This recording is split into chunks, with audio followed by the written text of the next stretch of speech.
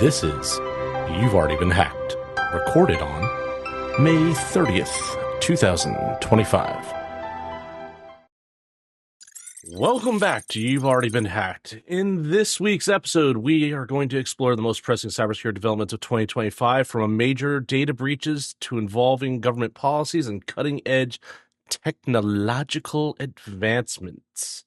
In our top story, the U.S. House Committee on Homeland Security urges cybersecurity action at the Stanford hearing. At the Hoover Institution in Stanford, members of the U.S. House Committee... Oh, wait a minute. Wait, hold on, everybody. I apologize. We'll get back to the story in a minute. I forgot to introduce my co-host, Cyber Cowboy. As always, welcome, sir. My apologies. Good evening, Professor. Good evening, Cyber World. I'm too excited about this week. I got right into it, everybody. At the Hoover Institution in Stanford, members of the U.S. Committee on Homeland Security convened to discuss the escalating cyber threats facing the U.S. nation. Experts warned of the increasing sophistication of state-sponsored cyber attacks, which target government agencies, the private sector, and critical infrastructure. A major topic of discussion was the imminent expiration of the Cybersecurity Information Sharing Act in September. Lawmakers and industry leaders stressed the importance of renewing the act, which facilitates threat intelligence sharing between the public and private sectors. And that's something really important. We'll talk about that in a minute. Without the renewal of the act, security professionals fear an uptick in cyber vulnerabilities that could leave essential services exposed to nation-state hackers and criminal organizations. Additionally, the committee spotlighted the hidden dangers of free public Wi-Fi, something all of us in this community should know about at this point, which cyber criminals often use to intercept sensitive data and deploy malware onto unsuspecting devices. Cybersecurity experts advised that individuals should avoid logging in personal accounts or entering sensitive information when connected to unsecure networks. Well, that's something we should all have known by this point in 2025, don't you think, Cowboy? You would think so, but I know when I talk to various groups, usually students, usually under, I'd say, like 24 years old, I almost always bring this up, and they're almost always surprised. And then I have a fun time going into like how easy it is. Yeah, I mean, I took my little cyber warriors with me out to the Starbucks today. And they're like, oh, look, there's a guy on a laptop in there. And my first thought was, I hope he's using the VPN. So, yeah, I feel you on that. I think people are just trusting that the environment that they're in, whether it be a hotel, a coffee place, a diner, an airport, that they are taking care of the security. And I think that there's a level of maybe, why do I need to worry about it? That's their job. That's part of the equation. Well, let's just put this out there. These companies are getting their own internal stuff hacked. So do you really think they care about their free public Wi-Fi they're offering you? The answer is no. No, they don't. Just the cost of doing business, as always. I was not keeping up with the currency here. I did not realize that the CISA Act was... or the CIS Act, I guess, right? Oh, CISA, whatever. Not the agency. Was expiring in September. That's yet another thing that's like rolling dominoes in 2025 for the landscape of cybersecurity. I hope they renew it, because I enjoy the idea that public and private sector sharing of cybersecurity information for critical infrastructure definitely happens. Can't believe things like this are even allowed to expire. I know it's because it's tied to funding, but what the heck, right? Like, yeah, the ISACs, the Information Sharing and Analysis Centers that are set up for all of our critical infrastructure, whose sole purpose is to funnel information between everybody, commercial, industry, government, DoD, doesn't matter, right? Critical. You have to share information in cyber, or we're going to lose segmented. Yeah. Like, that was exactly what I was thinking. Is like, what happens to the ISACs if this expires? Do they just dissolve? Is it just like, you guys are on your own now, later? I mean, that has been kind of a tune we've seen lately, so I don't know. I mean, it's It's troubling to say the least, and horrific to say anything worse. It really is. It's danger signs, warning flags. Like it's like fighting a war on the ground, and every infantry battalion is has no communications and is just doing their own thing willy nilly, and they're just going to get obliterated. So please call and write your congressperson and say what the heck, fund the Renew CISA this, Act. yes, please. But otherwise, everything will be fine, I'm sure. Okay, so let's move on. There's been another major breach at a retailer. This time, Victoria's Secret's website is offline following a cybersecurity attack. Victoria's Secret temporarily took down its official website following a cybersecurity breach that raised concerns about potential data leaks and unauthorized access. While the company has not disclosed specific details about the intrusion, at least at the time of when we created the show script, cybersecurity experts suspected that attackers exploited vulnerabilities in outdated security protocols. As part of the What? as part of the response strategy, Victoria's Secret's hired third-party security experts to conduct a comprehensive forensic analysis of the breach. And so far, the company has confirmed that there's no immediate evidence of customer data being compromised, but is proceeding with caution as the investigation continues. In response to the breach, cyber professionals are strongly recommending the adoption of a zero trust security framework. This model ensures that access permissions are continuously verified and users must authenticate themselves at every stage of interaction, significantly reducing the risk of unauthorized breaches. Now, we're not saying, and just everybody take a breath, we're not saying that users, as in customers accessing Victoria's Secret's website, would be having to authenticate on everything. We're talking the back end users when we say stuff like that. Those that are actually responsible or have accounts on the system, they may need to authenticate at every individual step or whatever object inside the system they have authority to access so that this type of thing doesn't happen. But since we don't know what the breach was, we don't know access vector. We don't know what exactly has been compromised. At least it hasn't been disclosed.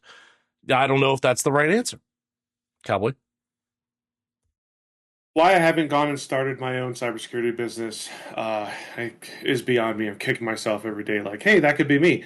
Um, yeah, they haven't said jack about it, right? And so you start going like, well, what really happened? How bad was it? At the end of the day, zero trust has been around for a long time. What did we just say? These companies aren't even getting their own house in order. They don't care about how you're connecting for free. So yeah, zero trust is not people. Some people go, oh, it's just a buzzword. I don't think so. I mean, yes, it is a buzzword, but it's still important, right? It's taking defense in depth to a whole new level. It's stolen credentials happen all the time, right? So least privilege, that's a pillar of zero trust. That way, if Cyber Cowboys credentials get stolen, the access they get is minimal to the bare minimum I need to do my job every day, right? Right. And if I have access to extremely sensitive data or IP, I should have additional zero trust steps in place, like the two-factor authentication and all that stuff to take a step further. Right. Right. Now, let's be clear about one thing. Let's be clear and just say that zero trust, if they were using outdated protocols, right? Let's assume that the information we have is so far correct. Zero trust is not, it's not impossible to set up, but it's not easy when you're doing a conversion. Even took Google 5 years to migrate their infrastructure. At least that's what's been publicly disclosed. 5 years to go from a traditional cybersecurity infrastructure configuration to a zero trust configuration. And that you would think is a technologically, prowessed company. Victoria's Secrets, not to suggest they're not, but that's not their area of expertise. Let's just assume that based on what they're in retail for, right? Might take them a little longer, might need outside help to do it. I can easily see why the attackers may have been able to get through with outdated protocols. It's not. I don't necessarily want to say it's negligence, right? Like, and that's a loaded word when it comes to like actual fiduciary responsibility. So that's not what I mean. But like, I don't think they did it from a they didn't care sort of way. This could literally be they don't have enough people or enough of the expertise to cover all the bases all the time, and some stuff may have just fallen down the stack. That could be one thing. It may have been a decision that we'll get to it at some point because we have to do X, Y, and Z things first. That's very possible. Sure, but I'll play devil's advocate. I think outdated Sure. protocols is one of the easier things to get after and fix. And everything you said is, I have no doubt, exactly right. Not enough people, not the right priorities.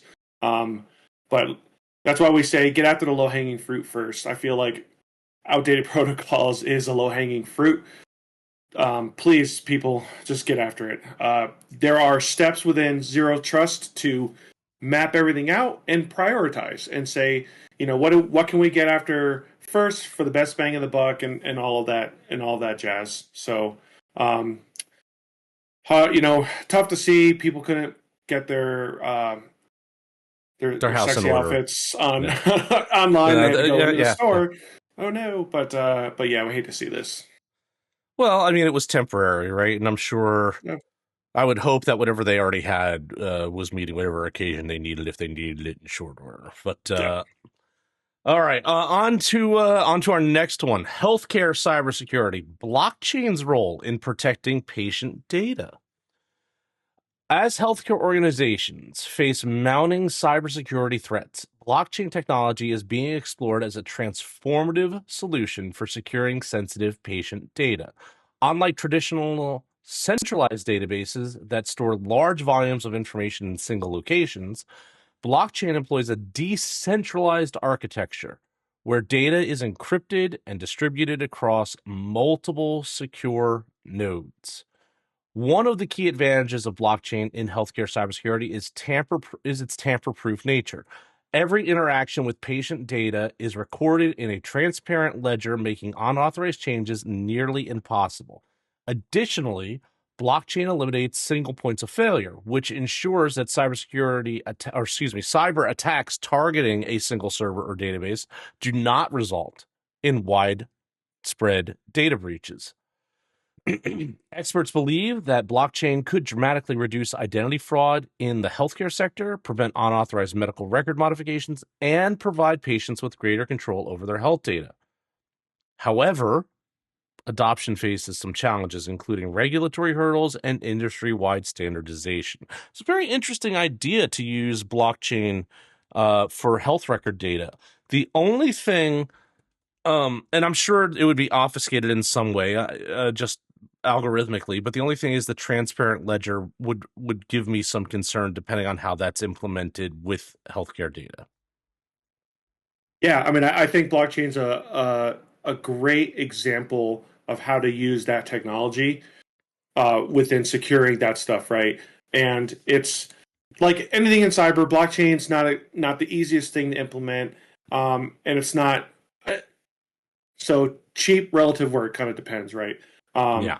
I think it's cheaper than certain other things, and so some estimates that I'm getting is highly complex or enterprise level applications for custom blockchains can exceed $200,000. However, if you're paying millions to get your data unlocked or back, maybe back, right, from ransomware hits, I feel like $600,000 to get something in place to secure it is the answer.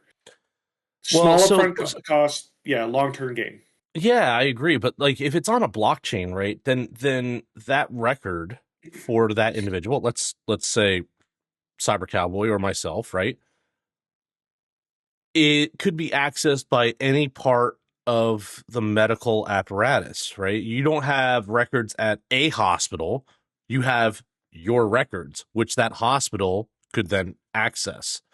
Your doctor's office has the same records of the hospital visit that you don't have to remember to give them because it's now on the blockchain. Like that could be a net benefit that it's one comprehensive record of a person. However, You could say the flip side is now that all of your records are in one place, that could be an absolute negative too, if wanted to be exploited not by a cyber attacker, but let's say by a nefarious or a self-interested entity in the healthcare sector that cares more about profit than about patient well-being, just as an example. So Yeah, there would there's have to be it's regulatory protections and legal protections in place for individuals for that type of universal data access.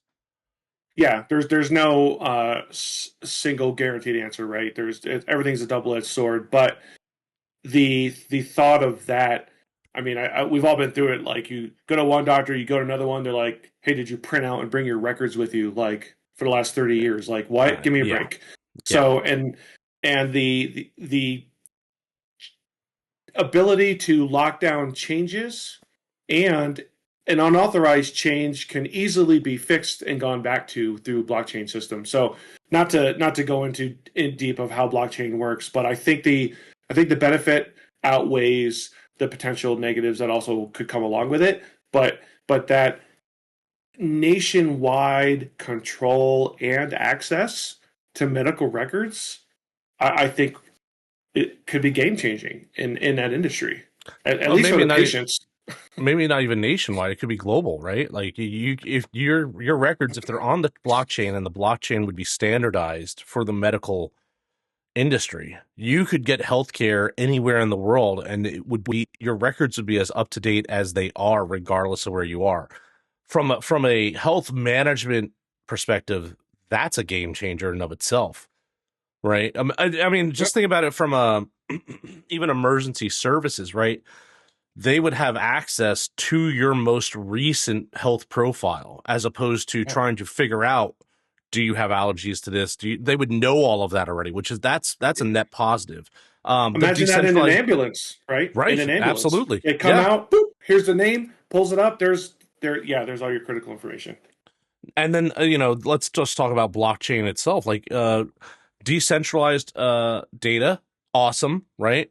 The article is spot on that people would not need to worry about data breach at a single point, or that one point shutting down an entire hospital for days on end and critical services not being able to be offered because they're down because of a hack. Um, as you said, though, the double-edged sword is if the blockchain itself got hacked, and that's a different problem altogether. So conceptually, I love the idea as long as there are some of the protections in place that we need, and I don't know exactly how that implementation happens at all today. Are I'm you just going to go saying back and veterans? say AI will probably save us on that one. All hail AI overlords. Um, are you saying veterans won't have to fax their documents to the VA anymore? Oh, no, no, no! Mind-boggling. It'll take the federal Good, government another 200 years to get out of the mines and good, actually modernize. So I don't good. don't don't don't hold your breath on that one. Sorry, veterans have access to a fax machine. Speaking of AI cybersecurity risks, deepfake scams are on the rise. Artificial intelligence is revolutionizing cybersecurity, but it is also becoming a powerful tool for cyber criminals. Deepfake scams are on the rise, enabling bad actors to impersonate individuals in voice and video recordings with stunning accuracy. Experts warn that fraudsters are now employing real-time deepfake technology, allowing them to manipulate live video calls to mimic corporate executives, political figures, and business professionals. These tactics are being used to deceive employees into transferring funds, revealing sensitive information, and making unauthorized business decisions under the guise of a trusted insider. Beyond impersonations, I can speak for a Friday, everybody. Impersonation threats, cybersecurity criminals or cyber criminals are also using AI to poison data sets, manipulate machine learning models, and bypass security filters and generate fraudulent transactions. This rapid evolution of AI-driven cyber attacks has prompted security experts to advocate for advanced detection systems that can identify AI-generated images and audio. So I have a couple points on this, Cowboy, before you even pipe up, because I know you have strong opinions on it. One, Jumping on the bit. Go for it. one, uh, Google's VO3 is probably the most frightening video AI generator to date. I have warned anybody that has brought it up that you can no longer trust any video you see on the internet. It is that good. It is that terrifyingly good, and that's generated video. You will not be able to trust within, I would say, not even within a year. You will not be able to trust any video you could see on the internet without checking it yourself beyond that source or beyond multiple sources, depending because of the echo chamber. Because the video that it produces, the generative video it produces, is too good. That's one. Two, deep faking audio. I believe you and I had a conversation about that. We were trying to get one of our leaders to be in on so that we could deepfake his voice. We're not going to get into the specifics of everything for a corporate meeting, just to see if anyone on the line would be able to tell if that was him. He did, Surprisingly, and the legal said lawyers got no. in real quick, real Yes, fast. but I mean, and folks, just to be clear, the professor can do that based on the hardware in the digital sock. I don't need anything else. I can do that with what I have. And I'm not even, it's a good sock, don't get me wrong, but we're not all, up to 100% today current on our hardware. And we could do that with relative ease.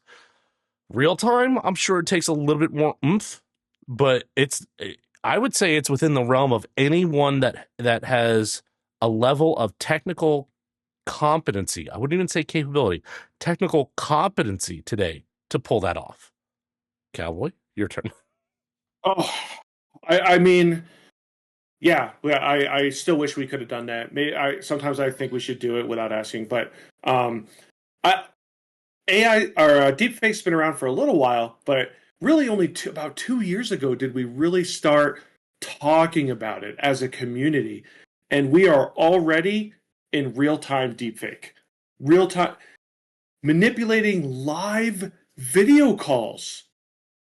Holy crap! Expletive, beep, right? Like I don't think, to my knowledge, I don't think we've seen it in action in a real impactful way yet. But I am frightened for the first time that happens. There's so many, I can't even compile the different ways you could do that in the third order effects that could come from that. Like our CEO, the president, a general, like they're so wow people, like Yeah, this is a whole new thing. second factor verification, not authentication. Verification is going to Yeah. become a real reality real soon. It's going to have to. And Not, you've heard this before in the industry, right? If you get an email or a text message from someone that you know, but it doesn't seem quite right, you should verify with them in a different medium. Expect that probably to become a norm. And it's kind of like, I could be wrong, and that could be my paranoia kicking in, but how else are we going to defeat that? On top of that, deepfake video, real-time deepfake video is terrifying, but this has already been done. I can't remember the story completely off the top of my head, but there was a company that did have a cyber theft happen because of a deepfake audio call where they were able to convince the person, this corporate entity, to transfer, I don't remember, it was a large amount of funds out to the criminal because they believed it was, I think, someone in the C-suite that was making the yes, call. Yeah. yes. So this has already been attempted and done, but now if they can do it with real-time video, I mean, how are you going to know? Like, I hope you know the backgrounds. I hope you know anything that could be a potential bad artifact that you could see, and is not just a glitch in your like. Oh my god! Like, the implications here are stunning. I'm worried because the general populace is so they see one thing online from Yeah. a random website and they're like, "Oh my god, that's the truth!" Right? Like, uh, it's terrifying just in that aspect of like people aren't going to do that. And so when I do cyber boot camps and other things, and students, young people ask me, like, how do I verify that it? I'm like, multiple resources, as many as you can get that are reputable, right? Not like trustme.com, but as many different reputable places that you can find, the more Right. the better, right? And eventually, if it is a deep fake, one of them will find out, and then it'll cascade after that. But like, yeah, you've got to But maybe slow it wouldn't down in cascade what you after it. trust. Maybe it wouldn't. Maybe it wouldn't because reputation, right? Why would I Yeah. want to admit I made a mistake? Like retractions happen in news, but when they happen, they're quiet. And it's Mm-hmm. not something that most people even realize.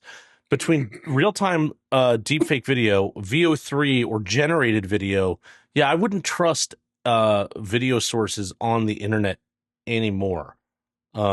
Today, maybe, tomorrow, maybe not, right? Like that's how close we are for a lot of this stuff. And it is very, very scary. Okay. In our last story, let's go back to healthcare. The University of Chicago Medical Center had medicine, excuse me, had exposed patient records. So there was a cybersecurity breach at the Nationwide Recovery Service, which is a vendor for the University of Chicago, or U Chicago Medicine. I may have misspoken there, folks. It's U Chicago Medicine, not University of Chicago. Resulting in the exposure of personal and financial information of approximately 38,000 patients. The data that's been impacted by this includes names, home addresses, social security numbers, and payment details. In response to this, U Chicago Medicine terminated its contract with the vendor and launched an internal investigation to assess the full extent of the breach. The hospital is also in the process of notifying impacted individuals and providing guidance on identity theft protection. The incident underscores the risks associated with third-party vendors in healthcare cybersecurity. Organizations must ensure that any external party handling sensitive data adhere to stringent security protocols to prevent these type of breaches from happening. Yeah, so this is just, Oh, you hey, know, guess what, Professor? sure, It's please. it's not just you, Chicago. It wasn't So just you. Okay. yeah, so that NRS provided those services for many in the healthcare industry, and the list is growing. So you've got at least six other clients: City of Chattanooga, Mac Anesthesia, Duncan Regional Hospital, Swedish Edmonds Hospital, Smile Solutions of Goodlettsville. A lot of random things here. I don't even know where half these places are. UCM Medical Group, Northeast Georgia Health System. I could keep going. The list is So there. you want It's let's not just just you, guesstimate what Chicago. 500,000 patients easily, maybe more. Yeah, easily. Right, based That's on 38,000 from U Chicago, then I've got yeah, another dozen. Yeah, yeah. That's once again right, and again we don't know what NRS did or did not do appropriately. We don't know how it happened. We don't have that data yet. well, Um, we know that hackers had access to the network from at least July 5th to July 11th, 2024. but we don't know And how they got access to the network. Right, that's not been right, disclosed yet. Yeah. but we know files were exfiltrated. Well, I mean, this is again, here's a centralized service, right? With all of these patient records from all of these different places. And it only took one group to be successful in getting in to take all of that data out. Maybe a decentralized blockchain is not the worst idea for patient records.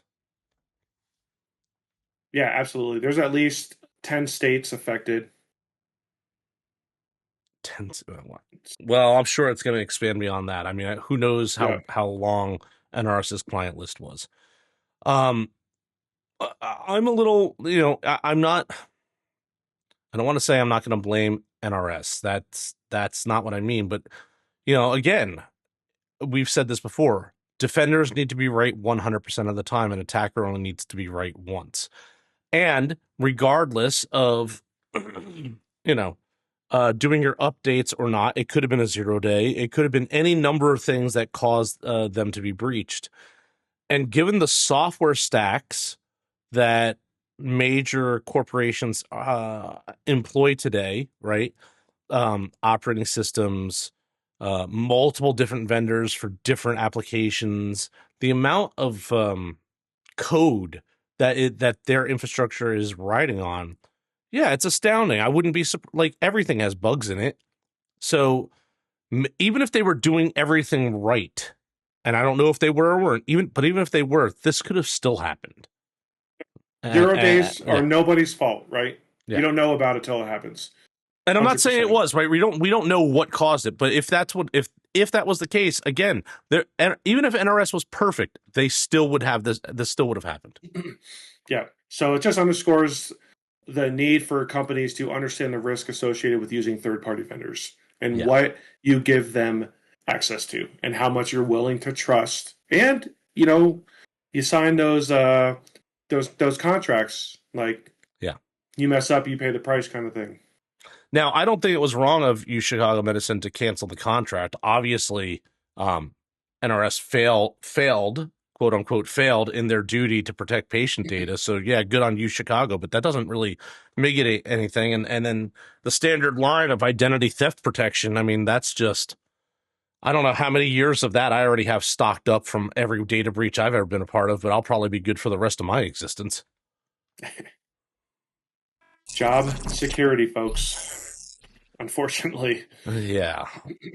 All right. Well, with that, Cowboy, you got anything else for everybody? Oh, of course. All right. I got 2 beautiful punchlines this week. Here we go. Yeah, that viral video might be more fiction than fact. Verify before you amplify. Right? And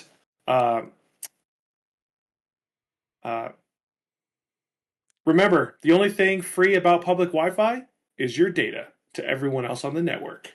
So use a VPN. I'm Cyber Cowboy. Thanks for listening. Oh, and hey, a shout out to Professor. He does all the legworks on this. He just allows me to come in and run my mouth with him and share some of my old guy cyber wisdom. And Professor, appreciate all the work you do to put these videos together and get this stuff out there. I think we're making a difference, and I appreciate you. Oh, thank you, Cowboy. I appreciate that, and I appreciate you. If it wasn't, folks, if it wasn't for the Cowboy, I don't know that the podcast would have ever actually gotten lifted back off the ground. And with that, I'm your professor of CyberRisk. That's the news of the week, and we'll talk to you next time. If you like this podcast, share it with your colleagues and friends. Your support is how we are able to continue to make this content. Thank you.